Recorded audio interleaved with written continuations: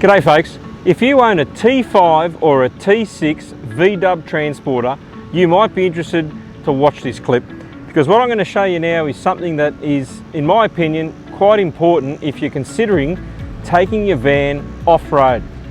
Now, out of the factory, these vehicles come with a tow point on the driver's side of the vehicle, and you screw those in. Now, just so you know, you've got to screw them in anti-clockwise, not clockwise, as I've discovered recently. Anyway, we've got this opportunity to place aftermarket recovery points in the vehicle.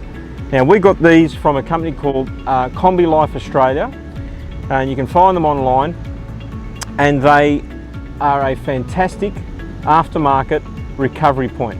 Now, of course, you need to have another vehicle with you when you're traveling for these to be useful. But in our case, solo travel, we have them installed just in case we do get stuck and we need to enlist the help of a passerby or emergency services. Hopefully we never need them, but it's so good to know we've got them. So there's one on each side of the vehicle.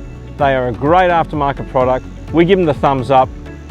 Now all you got to do is get out there, get stuck, well maybe not get stuck, but get stuck into it for the love of travel.